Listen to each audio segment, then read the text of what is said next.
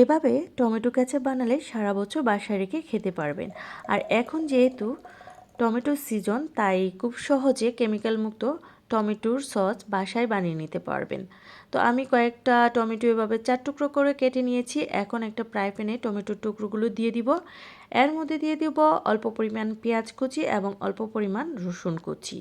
আরও দিয়ে দিব অল্প পরিমাণ আদা বাটা এবং কয়েক টুকরা শুকনো মরিচ।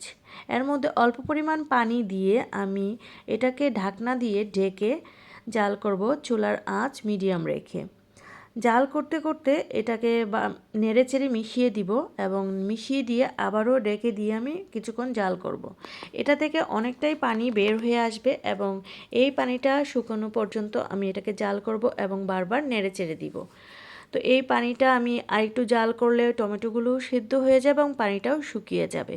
তো এরকম অবস্থায় যখন আসবে তখন আমি এটাকে ভালো করে নেড়ে চেড়ে নামিয়ে কিছুক্ষণের জন্য রেখে দেব, এটা যাতে ভালো করে ঠান্ডা হয়ে যায়। খেয়াল রাখবেন টমেটোগুলো যাতে ভালো করে সিদ্ধ হয়। এর মধ্যে আপনারা অল্প পরিমাণ গরম মশলা অ্যাড করতে পারেন। তো টমেটোগুলো যখন ভালো করে সিদ্ধ হয়ে যাবে তখন ঠান্ডা করে আমি ব্লেন্ড করে নিয়েছি। এখন এটাকে ভালো করে স্টেইন করে নিব। একটা স্টেইনারে নিয়ে এভাবে অল্প অল্প করে ছেঁকে নেবেন।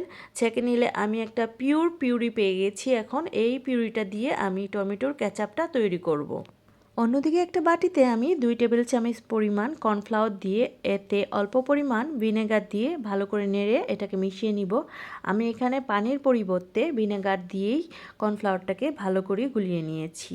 তো এখন আমি চুলায় ফ্রাই প্যান বসিয়ে আমার সেই রেডি করে রাখা পিউরিটা দিয়ে দিব। পিউরিটা দিয়ে এর মধ্যে দিয়ে দিব আমার রেডি করে রাখা সেই কর্নফ্লাওয়ার এবং ভিনেগারের মিশ্রণটা। ভিনেগার এবং কর্নফ্লাওয়ারের মিশ্রণটা দিয়ে আমি এটাকে নেড়ে ভালো করে এর সাথে মিশিয়ে নিব। একটা জিনিস খেয়াল রাখবেন যাতে এই ভিনেগার এবং কর্নফ্লাওয়ারের মিশ্রণটা এই পিউরির সঙ্গে খুব ভালোভাবে মিশে যায়। এজন্য একটু সময় নিয়ে আমি এটাকে ভালো করে নেড়ে চেড়ে মিশিয়ে নিয়েছি।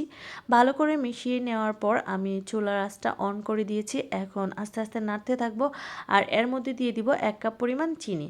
আপনারা আপনাদের স্বাদ মতো চিনির পরিমাণটা দিবেন।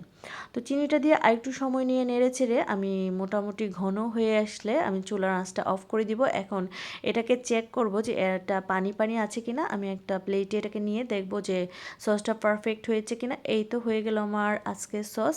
এই টমেটো কেচাপটা তৈরি করতে আমার খুব বেশি সময় লাগেনি এবং খুব বেশি ইনগ্রিডিয়েন্টসেরও প্রয়োজন হয়নি। আপনিও ইচ্ছে করলে এই টমেটো সিজনে বাসায় খুব সহজ রেসিপিতে এই টমেটো সস বানিয়ে নিতে পারেন এবং আপনার বাসার সবাইকে হেলদি একটা খাবার উপহার দিতে পারেন। তো আমি আমার বাচ্চার জন্য এই টমেটো সসটা বানিয়েছি এবং সাথে আমরাও খাবো। আশা করি আপনিও চেষ্টা করবেন।